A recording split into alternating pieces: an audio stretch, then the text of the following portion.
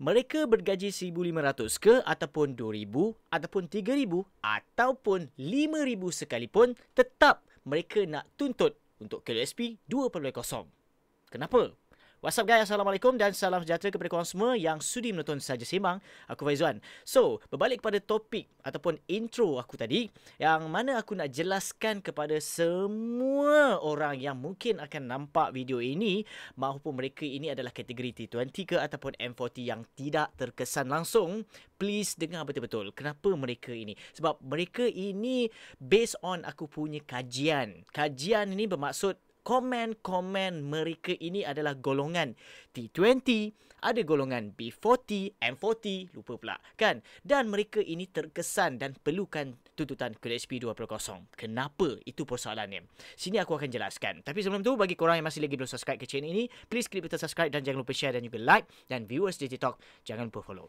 Bawa berbalik kepada topik utama tadi, dan mungkin ada di antara korang yang kata merupakan financial expert ke, ada mengatakan macam ni kan. Sebenarnya untuk isu ni je aku nak share lah.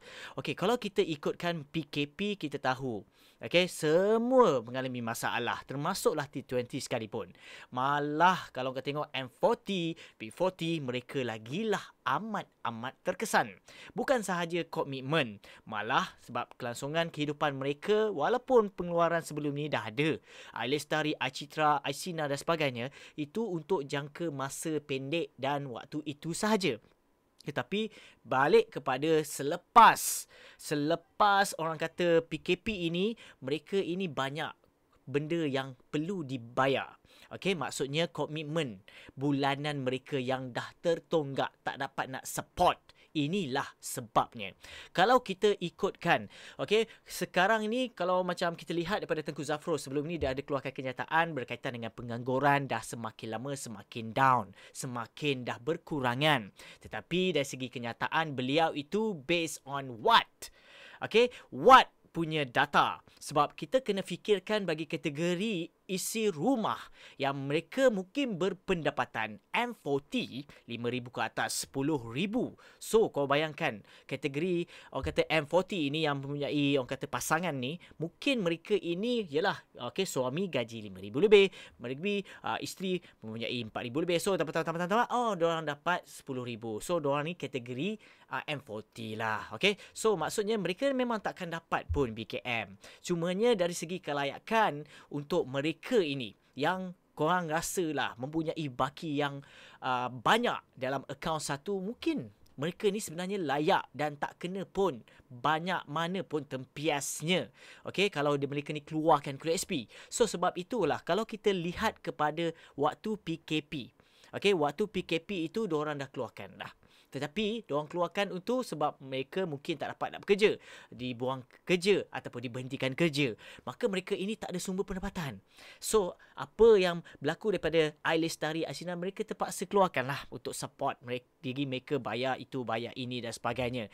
Dan mungkinlah waktu ketika itu ada moratorium dan sebagainya. Tapi macam nak survive tu macam mana? So diorang perlu keluarkan perkara ni. Dan kalau kita lihat kepada selepas PKP, so apa yang mereka perlu lakukan? Apa yang mereka perlu ada something money untuk nak survive, okay? Untuk support bil-bil yang dah tertonggak ini, yang mana kerajaan dah tak ada dah moratorium.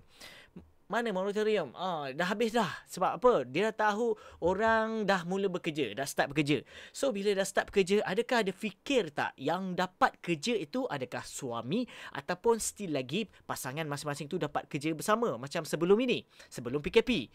Ini yang kena tengok betul-betul. Sebab apa? Mungkin diorang dah down dah daripada gaji, kalau macam yang aku maksudkan tadi 10,000, mungkin akan jadi 5-4,000. Dengan komitmen yang aku maklumkan tadi, mungkin tak boleh nak support. So sebab itu daripada kenyataan intro aku tadi, 1,000, 2,000, 3,000, 4,000, 5,000 sekalipun belum pasti, okey, dengan gaji mereka sekarang ini boleh support, okey, untuk mereka nak orang kata nak langsungkan kehidupan mereka ni, nak teruskan kehidupan mereka. Di samping itu ada bil-bil yang dah tertonggak. So khusus bagi mereka yang mempunyai bil tertonggak ini, apa yang nak buat? Adakah bantuan kerajaan yang akan bagi? Never. I don't think so. Apa nak support 10,000 setiap kategori isi rumah nak support RM10,000 bantuan daripada kerajaan. Come on lah. 3,000, 2,500, 2,300 BKM pun fasa sampai 4 kali. Ni apatah lagi kalau nak support bahagian ni. Okay, bayaran tertunggak ini. So, sebab itu aku bagi tahu kepada semua orang, khususnya bagi mereka yang tak terkesan langsung, please lah, dengar betul-betul kenapalah tuntutan ini wajib perlu diluluskan, okay, bagi khusus mereka yang dapat tempiasnya bagi kategori ini. Inilah kita nak fokuskan. Okey, bukannya saja-saja. Sebab itulah benda ini diusulkan, okey, dan disebut QSP bersasar dan mereka yang terkesan saja. Yang tak terkesan hamba biarlah. Okey, sebab kita nak fokuskan kepada mereka ini sahaja. Sebab itulah kita perlu selidik betul-betul. Okey, walaupun korang sebagai financial ke, korang sebagai orang yang tak terkesan ke, keluarkan fatwa macam-macam mengatakan, alah, dia ni tak ada tabung kecemasan. Kalau ikutkan mereka ini ada tabung kecemasan sekalipun, kadang mereka ini pun dah bayar semua, dah menggunakan, okey, maybe dalam 80%, okey, tabung kecemasan mereka sekalipun, okey, dengan investment gold dan sebagainya. Okey, kalau dah habis, so apa solutionnya?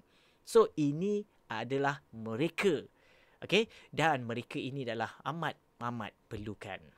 Itu saja yang aku dapat kongsikan melalui kata intro aku tadi, supaya kita jelas, okey, dengan tuntutan ini, supaya semua pihak fahamilah, okey, kenapa mereka nak menuntut ni. Bukan saja-saja je. Yang tak ada tu pergi sana. Okey, yang penting kita fokuskan kepada mereka ni.